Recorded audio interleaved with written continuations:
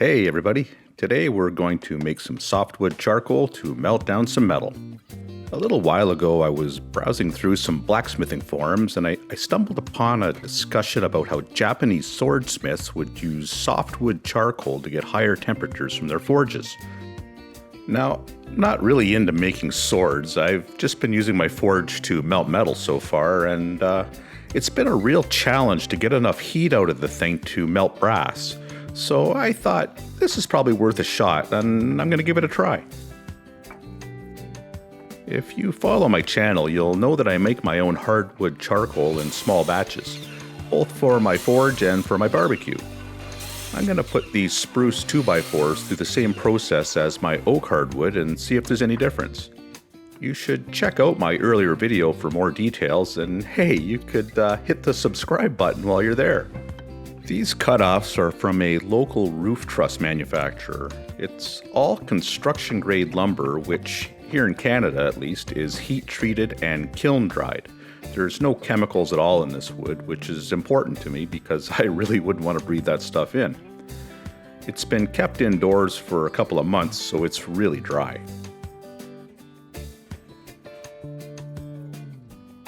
These cutoffs went through the usual progression through the stages of the burning process, but much faster than I'm used to. The finished product looks pretty good. It seems to have converted thoroughly. I have to admit I was a bit concerned that the charring wouldn't be complete because of how fast it all went down, but it's good. It's also amazingly light and brittle compared to the hardwood. I'm going to use my grandfather's vintage blacksmithing forge to melt down some little chunks of scrap metal. I have no idea how this charcoal is going to perform, so I'm going to start with some aluminum lathe turnings, a couple of pop cans, and a few little machining scraps to make some ingots that I can use in future projects. So right away, the first thing that hits me is just how fast this stuff ignites and comes up to temperature. In less than a minute, I feel pretty good about putting the crucible into the coals.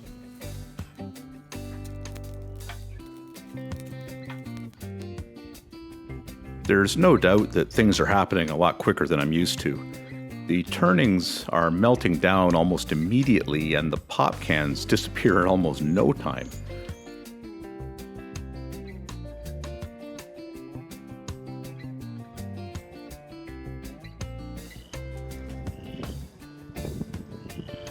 The larger chunks take a little bit more time, but I'd kind of expect that from their size. It takes a while for the heat to get through the mass of the larger pieces.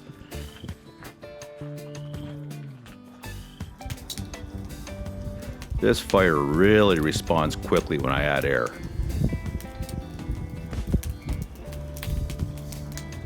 Aluminum melts at 1200 degrees Fahrenheit, which is actually pretty easy to get to.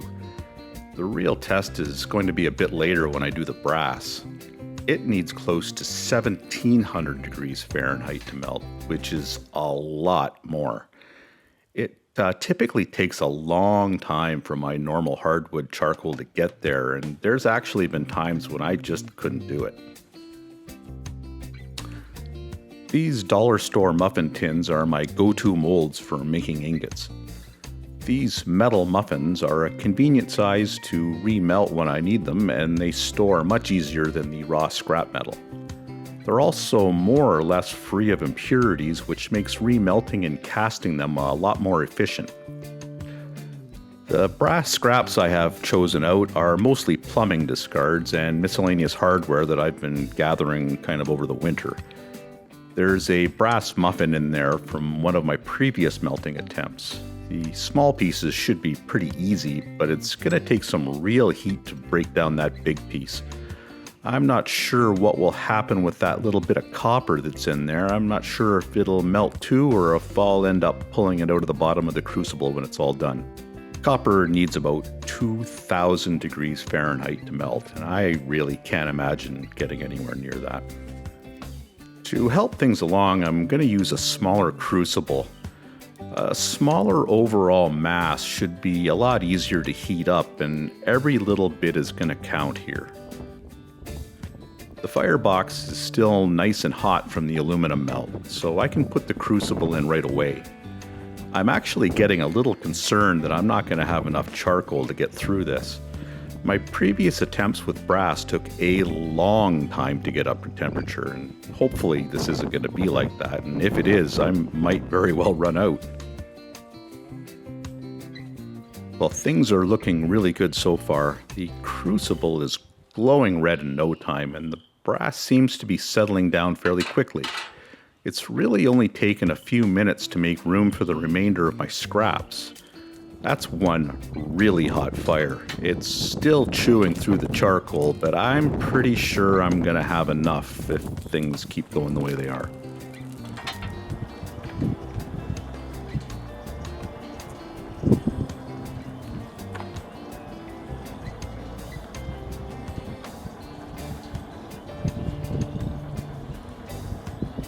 Sure enough, it's all melted. Way faster than I expected. Clearly this softwood charcoal puts out a lot more heat than the hardwood. I'd love to show you what it looks like in there, but believe it or not, my iPhone flashed me a warning about being too hot and has shut itself off.